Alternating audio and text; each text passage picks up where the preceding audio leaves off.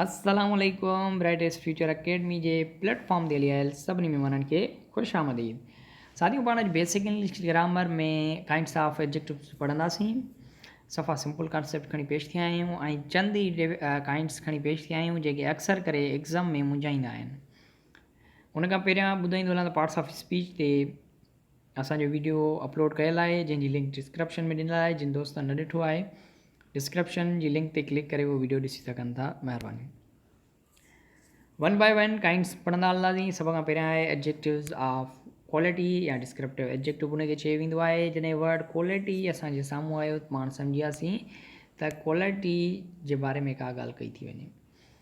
Definition: show the kind or quality of a person or thing, यानी कि जॾहिं कंहिं माण्हू कंहिं शइ जी क्वालिटी या काइंड उन जे बारे में ॾसियो वञे त उहा असांजी एडजेक्टिव ऑफ क्वालिटी में शुमारु थींदी आहे।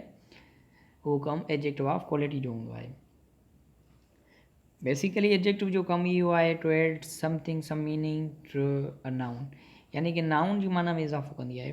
Calcutta is a large city. हाणे लार्ज जेको आहे उहा काइंड या उन जी क्वालिटी ज़ाहिर करे रही आहे सिटी जी। सेकेंड जी सेंटेंस में जीअं आहे, he is an honest man. Honest man is a noun. हाणे मैन जी माना में इज़ाफ़ो करे रही आहे, ऑनेस्ट उन जी क्वालिटी उन जो काइंड ॿुधाए रही आहे, त इहा एडजेक्टिव ऑफ क्वालिटी सटाईंदी। सेकेंड टाइप काइंड आहे असांजो एडजेक्टिव्स ऑफ क्वांटिटी। क्वांटिटी मां मुराद हूंदी आहे मिक़दार। हाणे जॾहिं बि कंहिं नाउन जो मिक़दार को वर्ड ॾसे त उहो असांजो एडजेक्टिव ऑफ क्वांटिटी थी वेंदो। सिंपली असां ईअं चई सघूं था त मटेरियल नाउन जेके हूंदा आहिनि विच वी कांट काउंट, उन्हनि सां जेके बि एडजेक्टिव्स लॻंदियूं आहिनि, it is called adjectives of quantity. जीअं हिते सिंपल डेफिनेशन ॾिनल आहे, show how much of a thing is meant, यानी कि जॾहिं असां कंहिं बि शइ जो मिक़दार ॾसियूं त केतिरे मिक़दार में आहे कंहिं बि नाउन जो, कंहिं बि शइ जो मिक़दार ज़ाहिर कयूं, उन जे लाइ जेके वर्ड्स इस्तेमालु कयूं, जेके एडजेक्टिव्स इस्तेमालु कयूं, उहे असांजो एडजेक्टिव्स ऑफ क्वांटिटी सटाईंदियूं।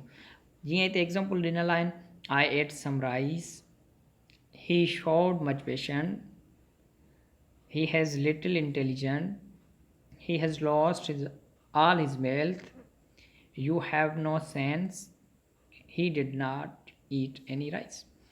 हाणे सर्कल कयल जेके बि एडजेक्टिव्स आहिनि उहे असांजूं अहिड़े नाउन खां पहिरियां इस्तेमालु कयल आहिनि जेके असां नाउन काउंट नथा करे सघूं।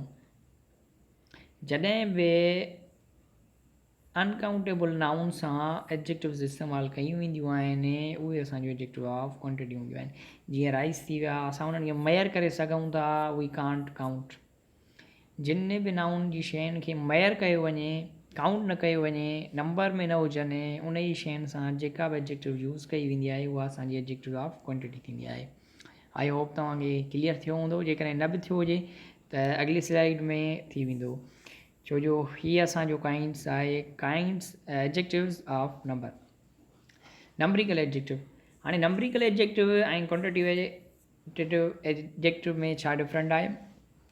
डिफरेंट इहो आहे जो नंबरिकल एडजेक्टिव असां उते इस्तेमालु कंदा आहियूं जेके नाउन असां काउंट करे सघूं। क्वांटिटी असां एडजेक्टिव ऑफ क्वांटिटी उते इस्तेमालु कंदा आहियूं जिते असां नाउन काउंट न करे सघूं।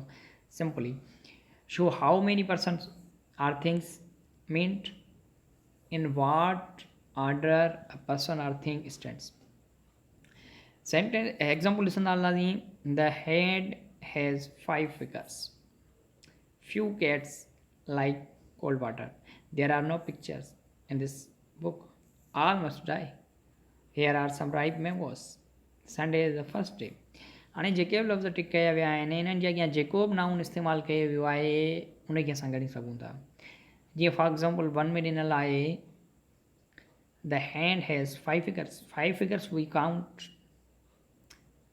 Second sentence में few cats we count, pictures we count, men we count, it's not uncountable noun, these are all countable nouns। Here are some ripe mangoes also we count। Sunday is the first day, day is a noun and we count, it's not uncountable। All nouns here are countable। Countable खां पहिरियां जेकॾहिं का बि adjective इस्तेमालु कयल आहे त उहा असांजी नंबरिकल एडजेक्टिव सटाईंदी। जॾहिं त अनकाउंटेबल नाउन सां जेकॾहिं एडजेक्टिव लॻियल आहे त उहा असांजी एडजेक्टिव ऑफ क्वांटिटी सां रहंदी। आई होप तव्हां दोस्तनि खे क्लियर थी वियो हूंदो। अच्छा, उन खां पोइ नंबरिकल एडजेक्टिव में छा आहे, नंबरिकल एडजेक्टिव्स जूं वरी 3 काइंड्स आहिनि। सभ खां पहिरियां कहिड़ो काइंड आहे, definite numerical adjectives which denote an exit number। Exit number जॾहिं ज़ाहिर कयो वञे त असां उनखे डेफिनेट नंबरिकल एडजेक्टिव चवंदासीं। जीअं 1 2 3 फर्स्ट सेकंड थर्ड। हाणे इहे एग्ज़िट नंबर ज़ाहिर कया था आहिनि, पर 1 2 3 जेकी असांजी सीरीज़ नंबर हूंदी आहे उन खे असां सॾींदा आहियूं कार्डिनल्स नंबर। जॾहिं त फर्स्ट सेकंड थर्ड जेके पोज़ीशन ज़ाहिर करण जे लाइ नंबर्स उहे शो कंदा आहियूं, उन्हनि खे असां चवंदा आहियूं आर्डिनल्स नंबर। यानी कि आर्डिनल्स नंबर असांजा उहे हूंदा आहिनि जेके पोज़ीशन शो करण जे लाइ इस्तेमालु कया वेंदा आहिनि, ऐं जॾहिं त कार्डिनल नंबर असांजा उहे आहिनि जेके असांजी सीरीज़ में ज़ाहिर थींदा आहिनि, जीअं 1 2 3 4 1 2 3 4 etc। उन खां पोइ सेकंड काइंड आहे एडजेक्टिव ऑफ नंबर जो, नंबरिकल एडजेक्टिव जो इंडेफिनेट